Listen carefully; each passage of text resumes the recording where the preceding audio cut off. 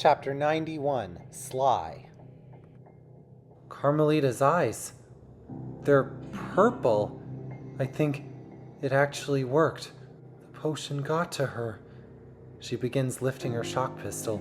I've been shocked by it before, but never a close-up to the head. She charges it to the maximum. From my time with her, I know what pre-full blast sounds like.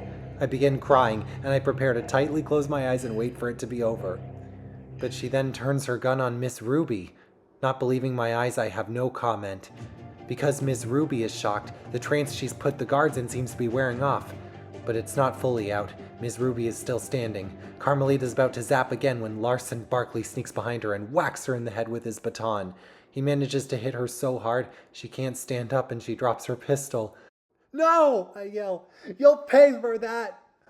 "I'm very disappointed in you, young Carmelita," says old James, completely ignoring my pleas to leave her alone. "I gave you a chance and you wasted it. You threw all your credibility right out the door. Miss Ruby's back to having her power and control.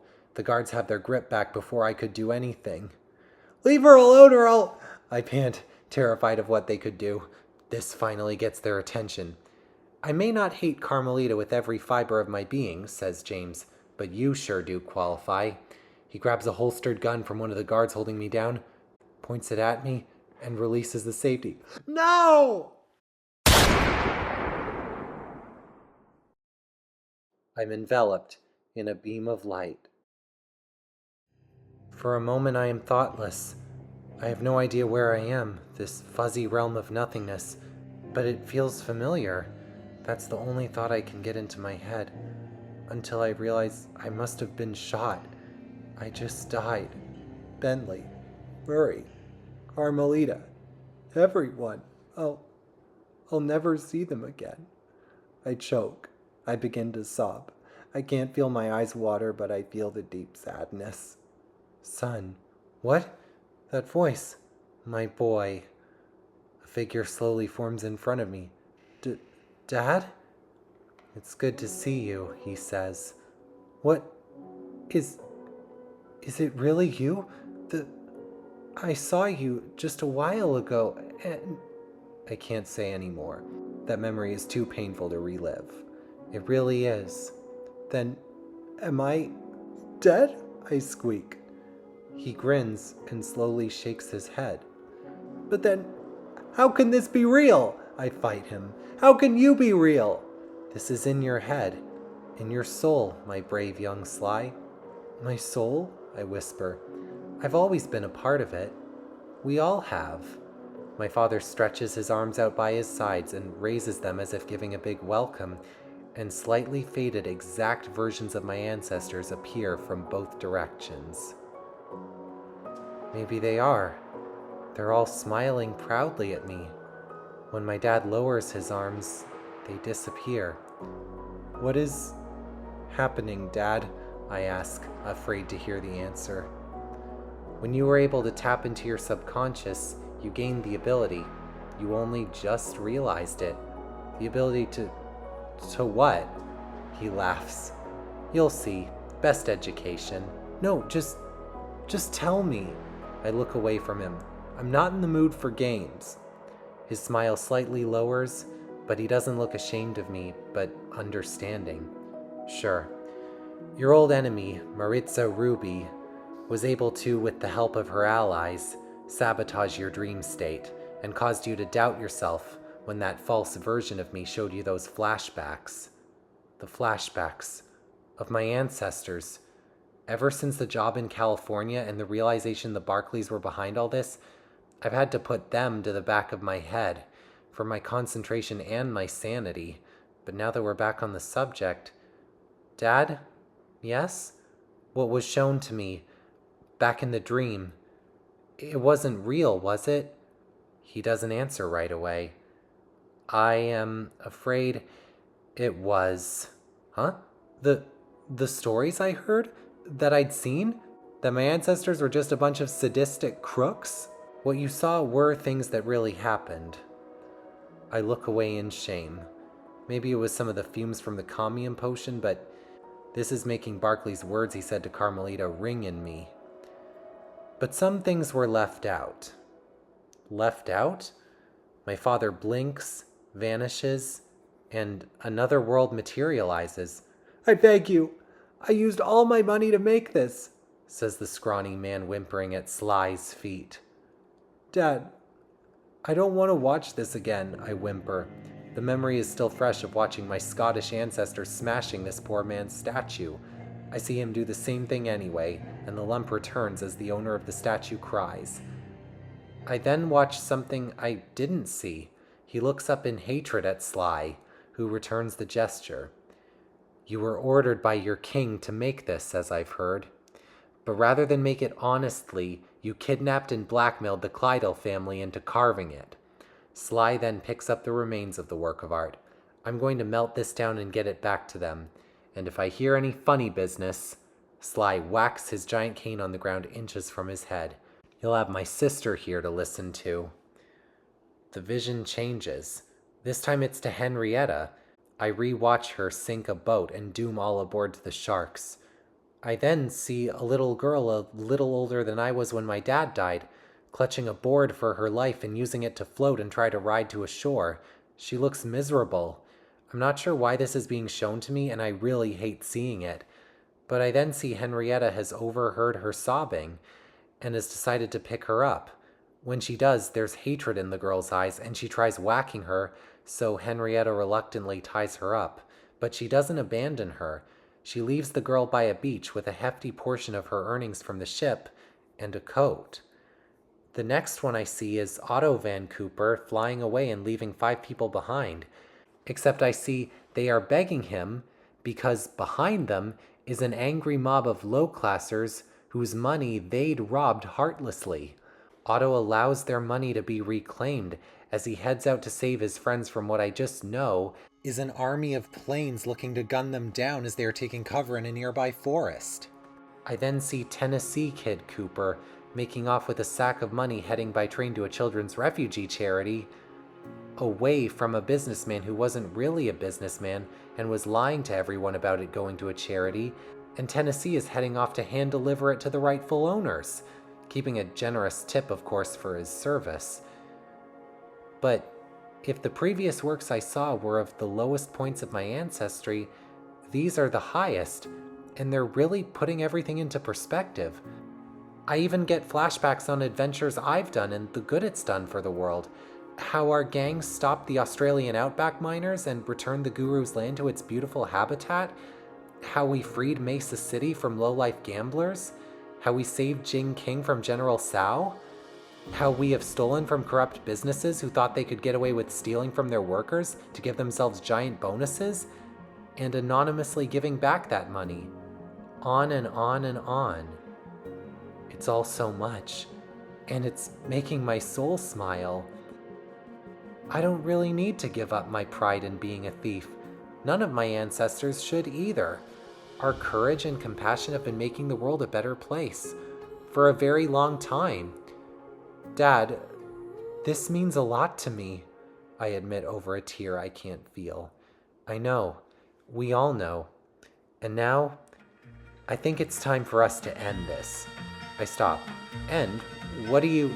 Dad snaps his fingers, and like a fly sucked up a vacuum, I'm thrown out of whatever that was. My vision and feeling return, to find I'm back in the prison yard, back under the grip of the guards. It's like not even a second passed. But James doesn't have his gun on me anymore. He's looking at something to his right. I stretch my head up and see what's caused the world to stop. No one moves for a moment. Because out of nowhere, if apparently my soul counts as nowhere, a huge chunk of my ancestors are now right here, in this prison yard. Sly, Henrietta, Otto, Thaddeus, and all the ones I'd already met. Tennessee, Ryoichi, Salim, Bob, Galeth, and even my dad. They don't look completely there. They look lightly grainy. Everyone, except me and my ancestors who appeared, are shocked at the sudden presence. The yard is now swarmed with my allies, and they all seem to know exactly what is going on and what to do. It's funny. I've met some of these family members in real life, and even those I haven't, I've read up on extensively since reassembling my legacy book, and seeing them all together, essentially back from the dead, could make me cry. "Attack!" yells my father, and absolute chaos commences. Sly decides to focus on the hypnotized apes holding us all down. When Ryoichi is able to use his ninja jump to distract Ms. Ruby from her spell, they begin to weaken, leaving my big buff ancestor to free us up one by one. It's actually hard to take into account everything all my ancestors managed to do. Some of them are completely disarming the guards. Others are going for the main troublemakers and kicking their butts pretty darn well. I noticed my father going for the Barclays. I don't know why, but it makes me give a slightly petulant grin. At this point, the alarm ends up raised because not every guard was sedated, because not every guard had a coffee break at the same time. The commotion has now gotten more guards on us, but the wall-climbing Bob, the gun-swinging Tennessee, the master leaper Galeth, the swift climber Salim, despite his clear discomfort at once again being pulled out of retirement, and the good old shock pistol-armed Carmelita all managed to knock them out. One of us heads back in and stops the alarm. I can't tell who from my limited view, but it was probably Carmelita. She'd know how to do it. When I'm able to squirm myself out of there, I help up my Egyptian friends, who have already gotten a fair job done. And with Ms. Ruby out of commission, the guards either fall back asleep or are just awakening, wondering how they got from their posts to the yard. So with just the ones behind Operation Avalanche left, they slowly realize, with all of my gang now free, with my ancestors as backup, there's nothing they can do but put their hands up, clearly agonized at the feeling of surrendering. "No one will believe you!" yells James once we've gotten the door shut. We've sent each of them to the solitary cells, and it took a few trips, but we did the same for the guards in available cells throughout the prison. Thankfully, there was a new, freshly built section without any prisoners in yet. We threw most of the disarmed guards, in weapons and keys, in those. "I'm the former head of Interpol, and Larson's the Heathrow warden. You all are a bunch of terrorists. We will just all be set free and come after you. And if you decide to kill us, someone else not as lenient will mow you all down." As triumphant as this victory feels, he does sort of have a point. I look over to Carmelita. Now that she's done this, she might officially have to run with us.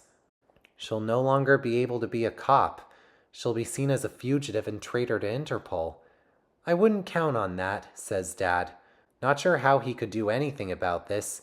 He walks over to a shell-shocked Bentley. "Mr. Cooper, I never knew something like this was possible. It's a true honor."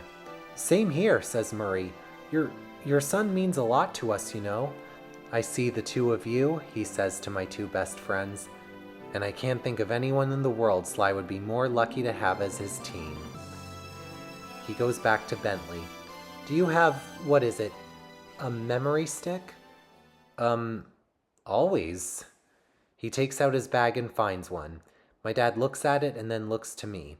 His eyes begin to glow. That's creepy. And I all of a sudden feel something in my head being picked. I lightly panic, but after a few seconds, it seems to go away on its own. The memory stick then begins to glow too, causing Bentley to drop it. Everyone can be afraid of the unknown in their hands. That should be doable. "What is it?" asks Bentley. "What's now on this disc?" "All in due time." He then walks over to me and puts his hand on my shoulder. It feels fuzzy, not like the regular fuzz, but like he's fading. My other ancestors have now walked into the room. They look like they're fading, and they've accepted it. "Son." "Dad."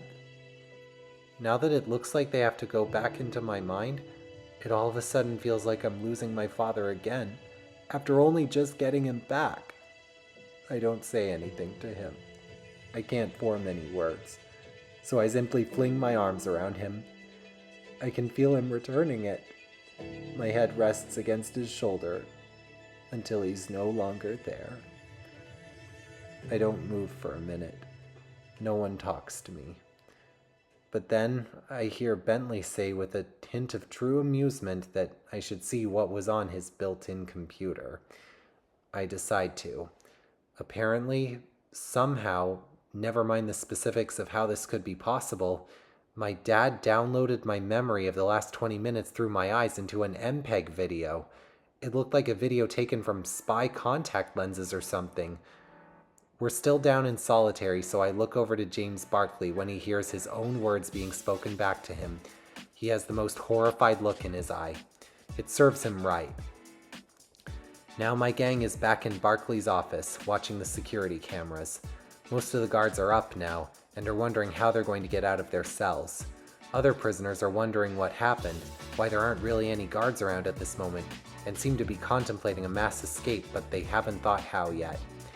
Bentley says he will work towards saving the video on every source he can think of, and then send it out to the FBI and the media once we're somewhere a little less extreme. And once we've got Branwell's parents to a safe location to recover. They're alive but need plenty of stitching and rest. Everyone is doing their own thing, and I go to Carmelita, who's massaging her head, clearly in pain but managing all right enough. "You okay?" I ask her. "I've been whacked on the head before," she replies. She grins at me. I return the grin.